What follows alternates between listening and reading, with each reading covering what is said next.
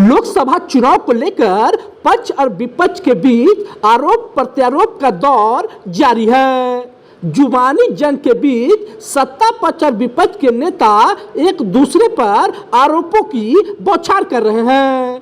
वहीं दूसरी तरफ चुनाव को लेकर राजनीतिक पार्टियां भी अपनी अपनी संगठनिक तैयारियों में जुटी हुई है।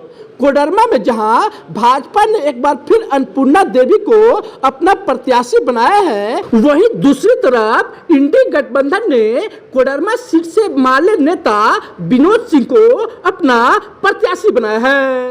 कोडरमा लोकसभा सीट से दोनों उम्मीदवारों ने अपनी अपनी तैयारी शुरू कर दी है और मतदाताओं को गोलबंद करना शुरू कर दिया है। अपने चाराडीह स्थित आवास पर पत्रकारों को संबोधित करते हुए अन्नपूर्णा देवी ने कहा कि देश के सभी भ्रष्टाचारी या घोटालेबाज एक मंच पर आकर भाजपा पर निशाना साध रहे हैं। वहीं गठबंधन के प्रत्याशी विनोद सिंह ने कहा कि कोडरमा लोकसभा में सबसे ज्यादा बार भाजपा सांसद बने हैं, लेकिन कभी भी कोडरमा की समस्याओं का हल इन लोगों ने नहीं किया है और सिर्फ हवाई बातें की है। जिस धड़ा में रहेंगे, जिनका जो आचरण है, तो निश्चित रूप से वैसे ही लोगों के साथ मिलना भी वो पसंद करते हैं।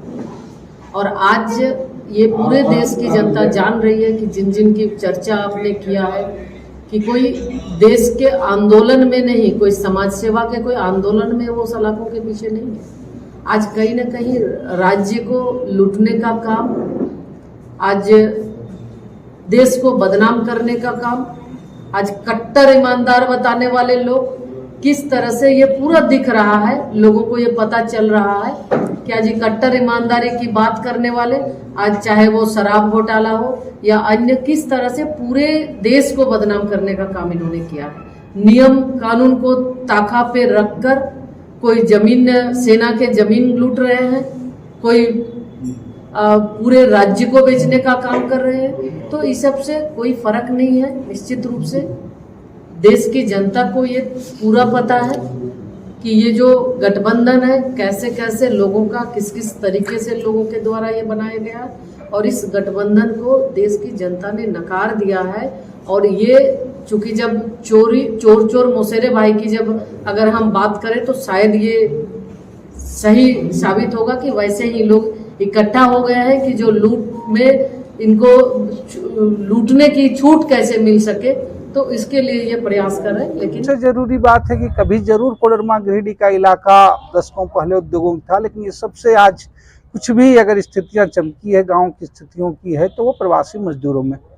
लेकिन इस कोडरमा गिरिडीह के इलाके में, इस कोडरमा लोकसभा क्षेत्र में 10 बार से ज्यादा जो है भारतीय जनता पार्टी के सांसद हुए हैं। लेकिन कोडरमा के हित, कोडरमा के सवाल कभी उनके उनठे में नहीं रहे हैं। जो यूजीसी के अनुसार सबसे शैक्षणिक पिछड़े जिलों में चाहे शिक्षा हो, लोगों ने एक सांसद से लेकर के मंत्री तक का सफर देख लिया, लेकिन कोडरमा की आवाज़ कभी वो सड़कों पे नहीं गूंजी। हवाई चप्पल का सपना दिखाने वाले लोग यहाँ के प्रवासी श्रमिकों के लिए ट्रेन तक की व्यवस्था नहीं कर पाए। तमाम लोग जो झारखंड खल खदानों में करते हुए हैं, यहाँ के लोग जो चाहे ढिबरा हो या क्रेशर्स माइन में हो, उनके लिए कोई मुकम्मल नीतियाँ नहीं बना पाए हैं। ये सवाल, ये मुद्दे रहेंगे और कोडरमा के लोगों ने जरूर बड़े उत्साह से बड़े लोगों को जिताया है, उपमेय है, लेकिन वो फिर उनको ऊंचाइयों से नीचे भी गिराया। आज फिर स्थितियां है, पूरे 5 साल वो तमाम कोडरमा की जितनी ही आकांक्षा थी, जितनी ही बेहतरी में है, उतना ही उनके आकांक्षाओं सपनों पे तुषार।